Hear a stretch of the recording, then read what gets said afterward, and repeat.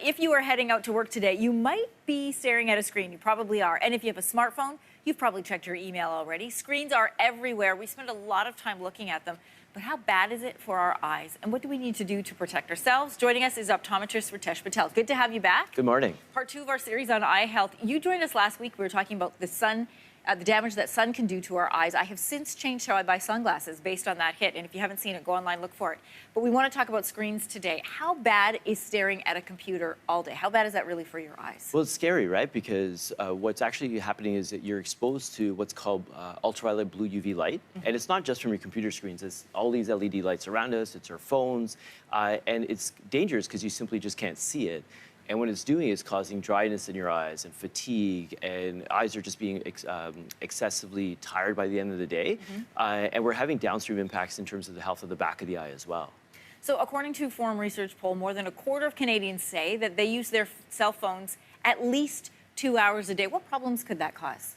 So one of the big things is something called macular degeneration, and it's the leading cause of blindness. And we used to think that it's only through exposure from UV or smoking that was actually causing these issues.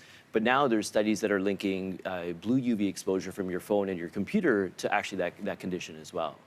I want to go back to something that we had put up on the screen about what kind of damage can happen to our eyes, and that is blurred vision, double vision, dry or red eyes, eye irritations, headaches, and back pain. This is all linked to too much time on the screen. So what can we do about it? Yeah, so Zeiss put out a survey that about 1 in 5 people are not wearing sunglasses outside, right? And hence we made those changes. But what we want to be able to do is actually educate the public in terms of actually wearing what's called blue UV lenses inside. So when you're in front of the computer or if you're on your phone, actually having the right sort of lenses can be protective and help kind of resolve a lot of those issues. What about taking a break, like just allowing your eyes to rest? You know, it's always easier said than done. So we always like to educate and say every 20 minutes, take a 20-second break and look 20 feet away. But we've actually been incorporating a lot of what's called blue UV technology. So these type of lenses, if we can see them there, they have a little bit of a glimmer around them. But what that's meant to do is actually help block out the blue UV. Yeah, absolutely. Is this plain glass or? They're just plain glasses. So they look like regular lenses. Oh yeah, I see the difference. Right? They look like regular lenses to the person. For me looking at you. Can I keep these? You wear them well. So what they're meant to do is actually help block those lights out, so you feel a little bit less guilty. You can see the difference in the glare. Yeah, and That's a lot of people amazing. who get migraines or headaches, that even from exposure of certain lights, actually it's very helpful for that as well.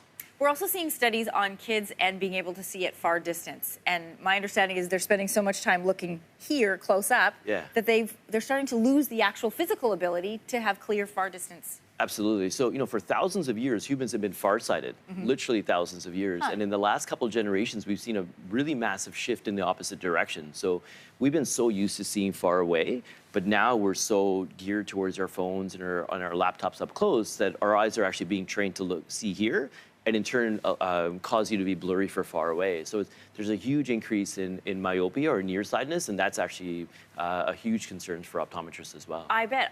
May is Vision Health Month. What else do you want people to know about their eye health? Yeah, you know what? It starts off very young. About 80% of a child's learning is visual, so we want them to make sure that their children and young kids are being able to see their eye doctor somewhere between 6 and 12 months. And just knowing that there's other conditions such as diabetes and high blood pressure and cholesterol, multiple sclerosis and arthritis that we can actually see in the eyes. So, if you don't have an optometrist, you can find one at findanyedoctor.ca. Get your eyes checked and keep your eyes healthy. I'm really so impressed with these. Dr. Patel, thanks for coming in today. My absolute pleasure.